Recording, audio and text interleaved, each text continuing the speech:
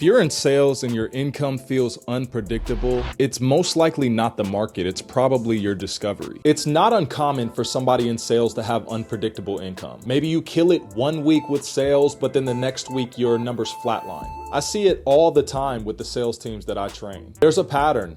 Reps who have a solid process and that they follow every single time, no matter what client they're working with, they see success and consistency in their numbers. A lot of sales managers that I observe, they don't teach reps how to build their own sales process. They just give the reps a vague script or a blanket pitch to use on everybody. And most of the time they do this without teaching the reps how to make that script or that pitch their own. More times than not, this results in a low closing percentage because the script wasn't customized specifically for the person using it. So we're gonna fix that today. I'm gonna show you how to run a proper discovery because that's the foundation of every great sales process. This isn't about memorizing lines. This is about understanding people. If you get the discovery right, everything else falls into place. Discovery is the most important part of your sales process. A discovery is where you uncover the prospect's pain points. The main objective of a discovery is to uncover the client's DBM.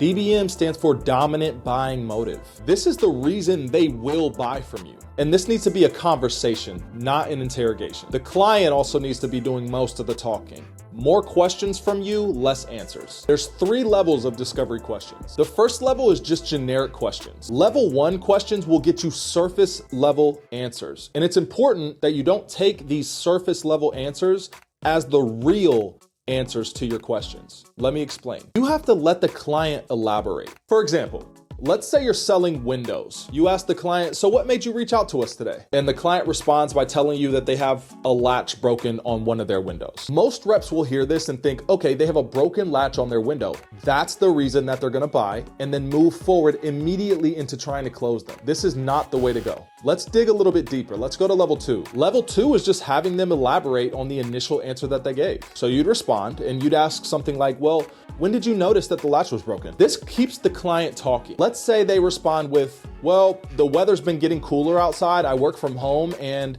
I tried to open the office window and the latch was broke. That's when I noticed it. So I'd say pretty recently. So we've only asked 2 questions and we already figured out that the client works from home. That's probably going to lead into a little bit of some small talk about what the client does. We know comfort has some importance in this, but that doesn't necessarily address the issue about the lock on the window. So we know there's something else that we're gonna keep digging. This is where you move to level 3. Level 3 uncovers the emotional driver and ultimately their DBM. Your goal in every single discovery should be to reach level 3 in terms of discovery questions. It's just a simple question that again makes them elaborate. So ask something like, okay, is that the only window that you've noticed broken or is there other windows in the house? Their answer will uncover additional information even if they don't realize that they're doing it. That's the importance of just being curious. For instance, let's say the client says, well, I checked a couple other windows in the house, including my daughter's room, and actually that one looks like it's about to go anytime now.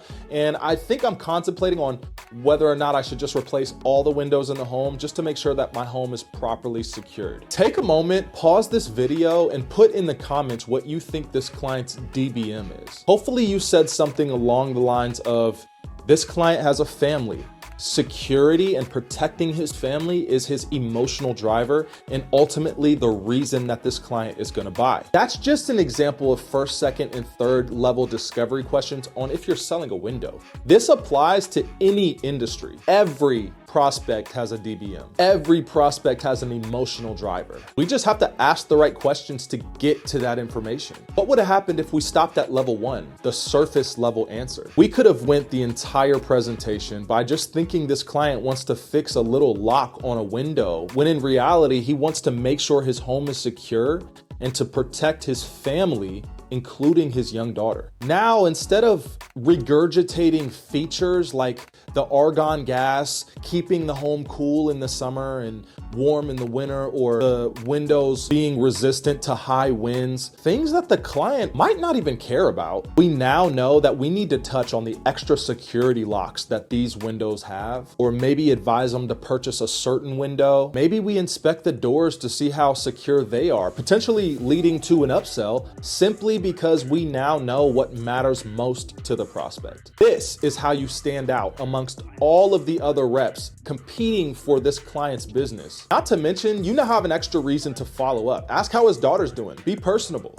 You'd be surprised how many clients turn into friends, and this will also lead to other referrals down the line. All because you asked enough questions to know what emotionally drives the person sitting across the table. This video wasn't about selling windows. It was about learning how to uncover what actually drives a decision. Every buyer has a dominant buying motive. Your job is not to guess what that is.